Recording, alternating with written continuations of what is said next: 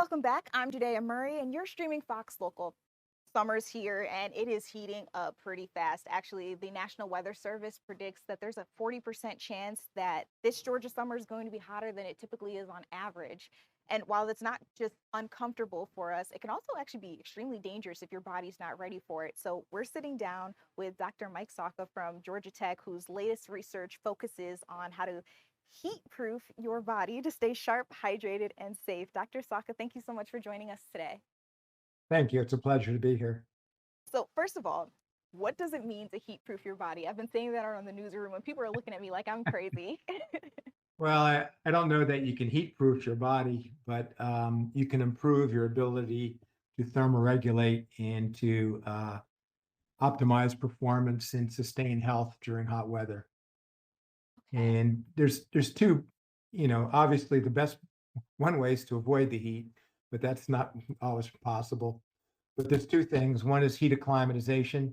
These are adaptations that the body makes over time that improves the ability to thermoregulate and protects tissues so that you don't have ill health effects. And then the second is hydration Mhm. in terms of being able to optimize your ability to thermoregulate. So, I know we have some people streaming with us today that there are some of the words that you're putting out might be a little too big or just a little Sure. confusing. So, let's break it down a little bit. First of all, why does it take our bodies time to adjust to heat? What is that about? Okay.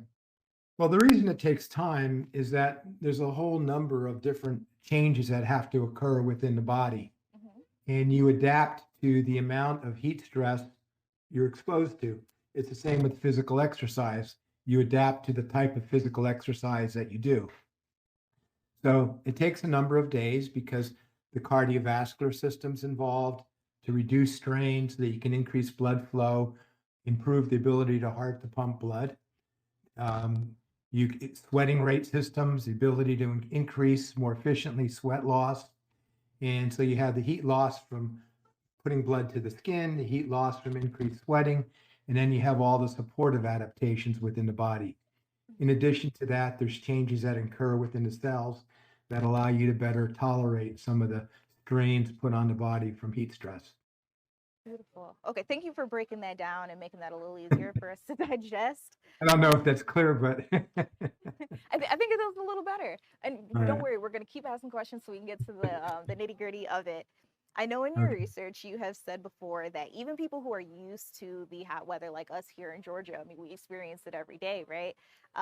That they can still be vulnerable even if they've been inside, excuse me, because they've been inside for a while, or maybe it's been cool lately, and then all of a sudden we get that Mhm. really hot stretch.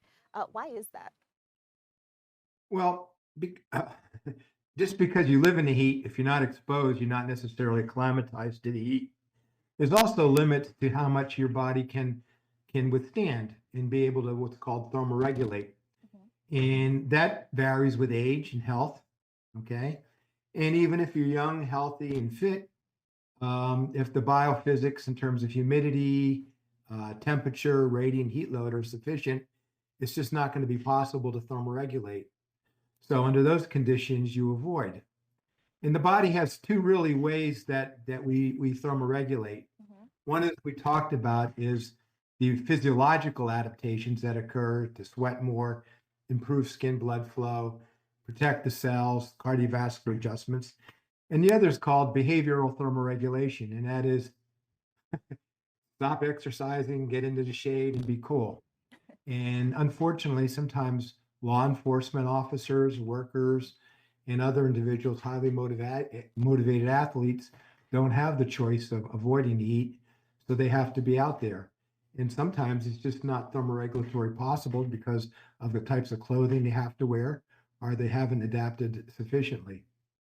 And so let's go back to the first way that you can thermoregulate that you talked about, which is the sweating. I Sure. saw in some of your work that you say losing just 2% of body mass from sweating can affect your focus and your performance. So, like we were just talking about with the maybe the firefighters, police officers, or the athletes who have to be outside, um, how quickly can losing body mass happen? How quickly is it to get to that 2%? And then what are the signs that you're getting there? Okay, yeah, well, it depends on how high your sweat rate is. If you're, Okay. if you're not working hard or you don't have a lot of strain, it could take a while. But you can often have sweat rates of over 2 liters per hour. Hmm. It's not uncommon for an athlete or somebody working very hard. So that 2% of body weight is just a general rule of thumb because really what it comes down is percent of total body water, and that's related to your body mass. So that's just a rule of thumb. But when you start getting close to 2% of body weight loss, you start having performance decrements in warm, hot conditions. And the symptoms are you may not notice it. Then you may feel perhaps a little dizzy or a little loss of coordination, etc. And the things that occur is not only in terms of just being able to how much work you could do, how long you could be out, but you lose things such as concentration and coordination. So you see in warm weather, there's more accidents because of these changes that occur.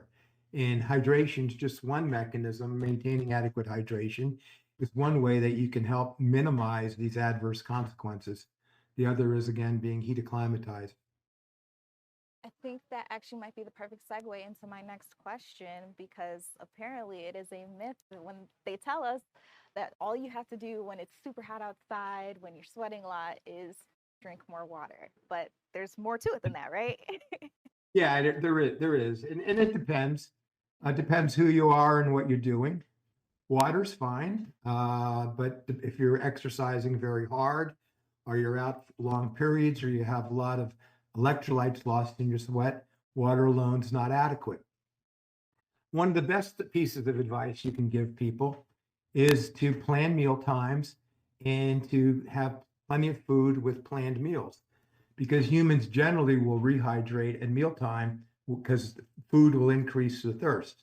Hmm. Now, what the problem is if you're out and you're exercising and you're sweating a lot, whatever, unfortunately, your thirst mechanism lags quite a bit behind your body water needs.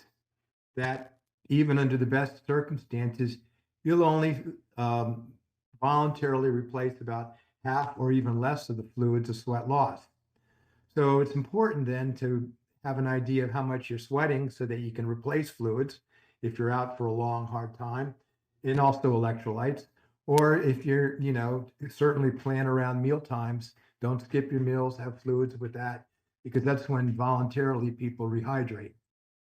And there, I mean, also there's a chance that you could overhydrate yourself, right? And that's Yes, pretty you dangerous can as well. overhydrate, and that's usually seen during very prolonged periods of high sweat rate, because two things happen: is you decrease your urine output when you're exercising in the heat.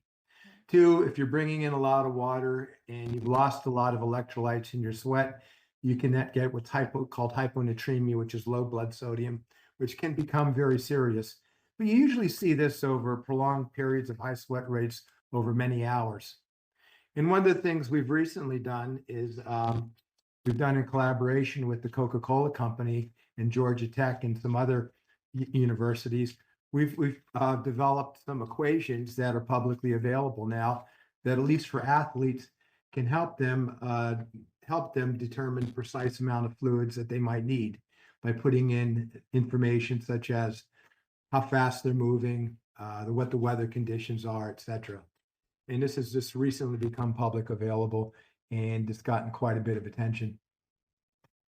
Thank you for letting us know about that. And also, just for you guys out there streaming, there is an article on Georgia Tech's website that has a lot more information about Dr. Sawka's work.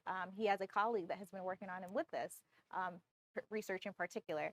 But real quick, I want to wrap it up with a nice bow for those who are watching. Um, each weekend up until this point, it has pretty much been like downpour, but it is now we're in summer. The weather is gorgeous. For people who want to get out there this week, maybe to work, exercise, or just enjoy the day, can you give us a top 2 or 3 things that they should keep in mind to stay safe? Well, one is be mindful of your body. If you feel stressed, back off and seek shade. That's just common sense. Hmm. Two is replace your fluids lost. You don't have to go crazy, but and eat and uh, try to drink. Try to drink. You may or may not need electrolytes. Depends if you're eating meals or not. But try to replace fluids and use common sense. That's not very scientific. I think your mother would tell you the same thing, but that's about what you could do. And try to adapt, have exposures, and don't try to overdo it. All great tips to keep in mind before you step out there in that hot Georgia sun. Dr. Sawka, thank you so much for joining us. And for our Fox Local viewers out there, remember to hydrate, ease yourself into your activities, and listen to your body. We'll be right back after this break.